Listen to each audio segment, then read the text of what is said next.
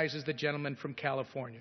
Thank you, Mr. Chairman. My amendment would not allow any funds to enforce Section 435 of this bill, which is another harmful policy rider that limits the ability of our environmental agencies to take action to improve public health and fight the root causes of climate change.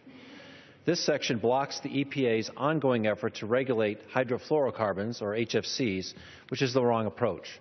HFCs are factory-made gases used in air conditioning and refrigeration and are up to 10,000 times more potent than carbon dioxide. This potency has led to HFCs being referred to as a superpollutant. Unless we act now, United States HFC emissions are expected to double by 2020 and triple by 2030. While not as abundant as carbon dioxide, superpollutants, also known as short-lived climate pollutants, including HFCs, methane, and black carbon, have contributed to up to 40% of observed global warming. By limiting the EPA's authority under the Clean Water Act to propose, finalize, or enforce any regulation or guidance regarding HFCs, we undercut its ability to protect public health and demonstrate American leadership in emission reductions. The EPA's Significant New Alternatives Policy Program, or SNAP, requires us to evaluate substitutes for superpollutants like HFCs that are harming public health and our environment.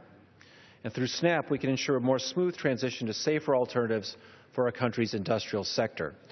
Within the last week, EPA finalized a new rule on HFCs that the Environmental Investigation Agency estimates will avoid superpollutant emissions equal to the annual greenhouse gas emissions of more than 21 million cars by 2030. It will allow heavy users of HFCs, including supermarkets, which are the largest sources of HFC emissions, to continue developing cleaner alternatives.